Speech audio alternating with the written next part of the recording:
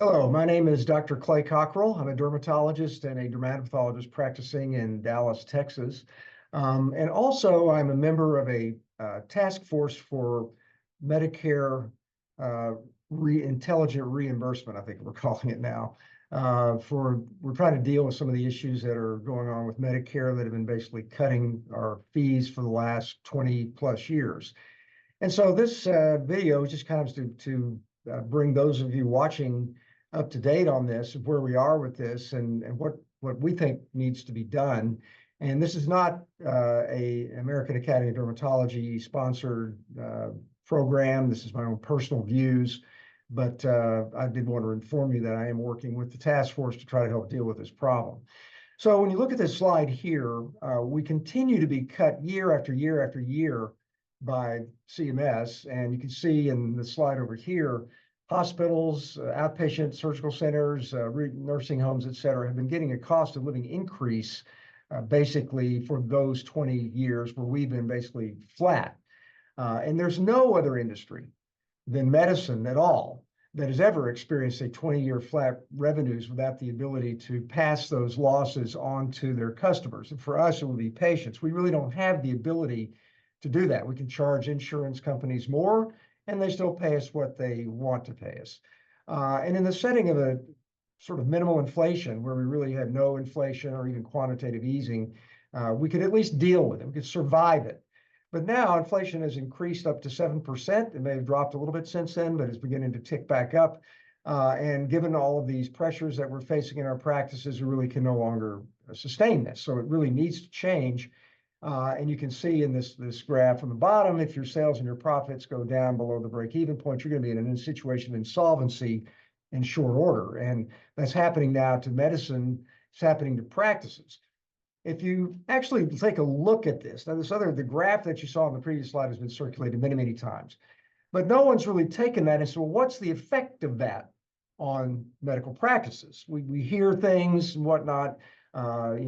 People go in and take a quick look and say, well, dermatologists are making all this money per year, et cetera, et cetera. But there are a lot of other practices that do not have the ability to offset these losses like many of us do. But these offsets also, we'll talk about in a minute, actually harm patients. So in the short term, practices that already have thin margins and high costs are going to face insolvency, especially small independent practices that don't have any financial buffers like large healthcare organizations, et cetera. These practices are already going insolvent, and many of them have already closed, especially in rural areas, which is really not acceptable. It's a tragedy for people in those areas that are not having access to healthcare anymore. The medium term, in 3 to 5 years, if this continues, a significant number of practices will face insolvency for these various reasons. And in the 5 years and longer, long term, a considerable proportion of practices will face insolvency. And this is not limited to independent practices. This is going to affect practices owned by private equity companies, hospitals.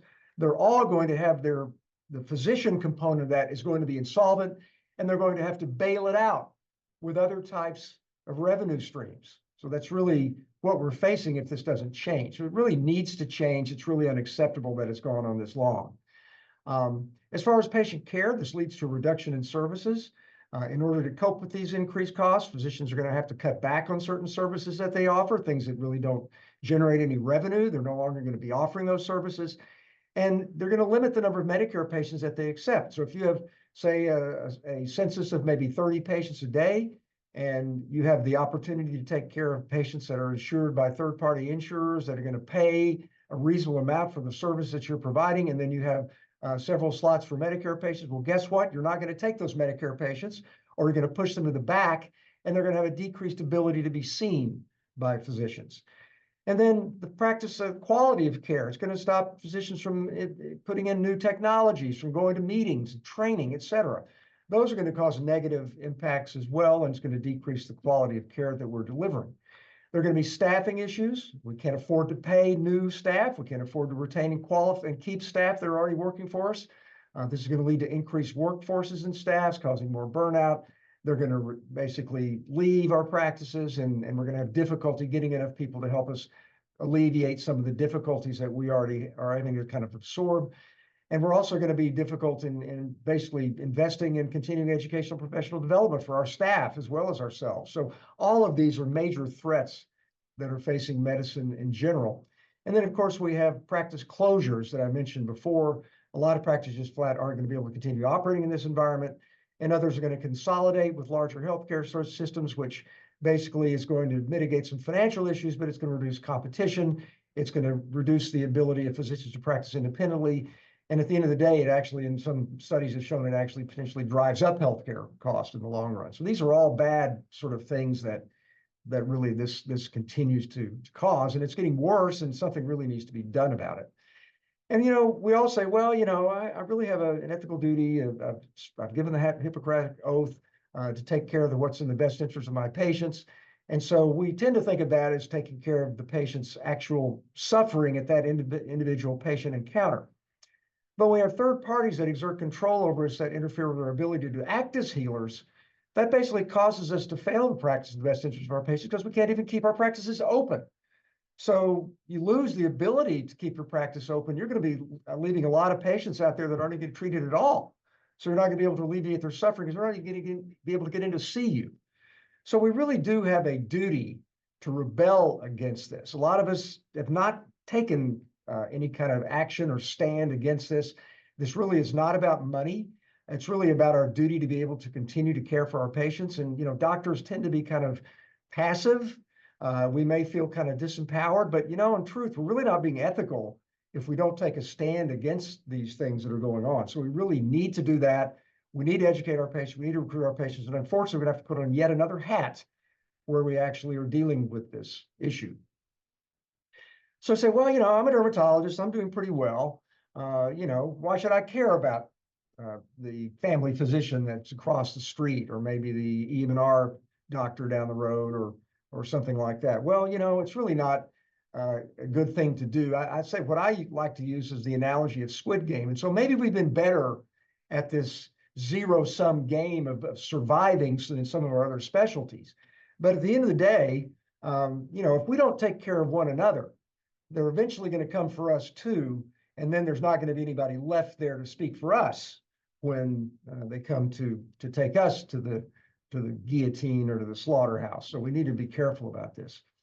So I think John Wooden really said it very well. He said the greatest failure of all is failure to act when action is needed. We just can't continue to sit idly by and allow this to continue.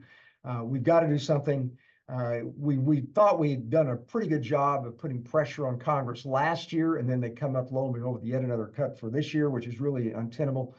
And me and a number of other people are exploring certain options to form an organization of all physicians, maybe analogous to a union. The National Labor Relations Board says that physicians can't unionize, but I also told Martin Luther King that he couldn't march for civil rights. So at some point, we probably have to do something to try to take care of our patients and our specialties and our field of medicine, the house of medicine, if you will, or we're going to lose it. So we are looking to form an organization of concerned physicians, concerned citizens, including patients. If you're interested in learning more about this, please feel free to send me an email. We're going to be having a Zoom call about this whole issue sometime in the next few weeks.